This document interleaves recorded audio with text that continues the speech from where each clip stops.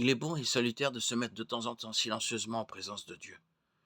Cela permet de mieux réaliser qui je suis pour moi-même, face à Dieu et devant mon prochain. Cette attitude de recueillement ouvre le cœur et éclaire l'esprit. Je me réjouis de mes qualités, mais je reconnais aussi mes défauts. Ce temps consacré à moi-même me permet, si je veux être sincère, de me situer plus vrai dans la vie, tout en jouissant de mes droits et en assumant mes responsabilités. Nous appelons cet examen de conscience révision de vie. C'est aussi un excellent moyen de préparation à la confession. Il existe plusieurs schémas pour faire la révision de vie. La voie choisie s'inspire plutôt du décalogue, des commandements de Dieu. Par ces commandements ou préceptes qui sont autant de paroles d'amour, Dieu entend nous proposer comment il conçoit que nous pouvons entretenir son alliance, son amitié avec nous. Nous trouvons ces lois divines aussi bien dans l'Ancien que dans le Nouveau Testament. La parole maîtresse reste toujours celle du Seigneur Jésus lui-même. Lorsqu'il nous recommande « Convertissez-vous et croyez à la bonne nouvelle » Marc 1,15. Je suis Dieu ton Dieu, tu n'auras pas d'autre Dieu que moi. Tu ne prononceras pas le nom de Dieu, ton Dieu à faux. Observe le jour du sabbat pour le sanctifier. Honore ton père et ta mère. Tu ne tueras pas. Tu ne commettras pas d'adultère. Tu ne voleras pas.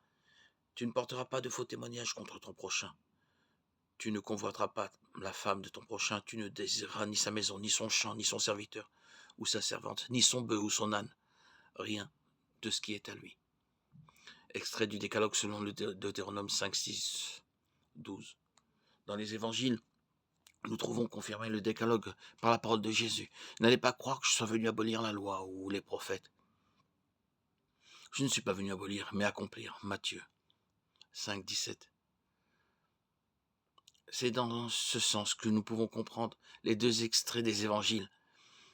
L'homme riche, Marc 10, 11, 22. Et le premier commandement, Marc 12, 28, 34. Qui résume pratiquement ce que Dieu, dans son amour, attend de nous. Jésus se mettait en route quand un homme accourut et fléchissant devant lui le genou lui demanda « Bon maître, que dois-je faire pour avoir en partage la vie éternelle ?»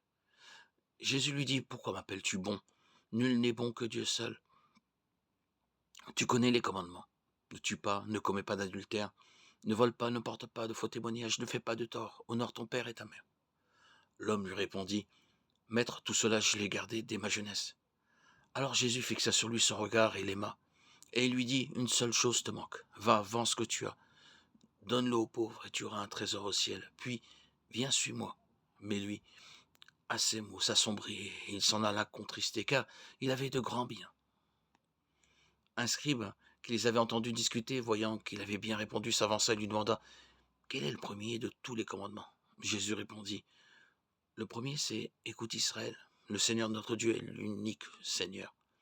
Et tu aimeras le Seigneur ton Dieu de ton cœur, de toute ton âme, de tout ton esprit et de toute ta force. Voici le second. Tu aimeras ton prochain comme toi-même. Il n'y a pas de commandement plus grand que cela. » Le scribe lui dit « Fort bien, maître. Tu as eu raison de dire qu'il est unique et qu'il n'y en a pas d'autre que lui. L'aimer de tout son cœur, de toute son intelligence et de toute sa force, et aimer le prochain comme soi-même. Vaut mieux que tous les holocaustes et tous les sacrifices. » Jésus, voyant qu'il avait fait une remarque pleine de sens, lui dit « Tu n'es pas loin du royaume de Dieu. » Et nul n'osait plus l'interroger.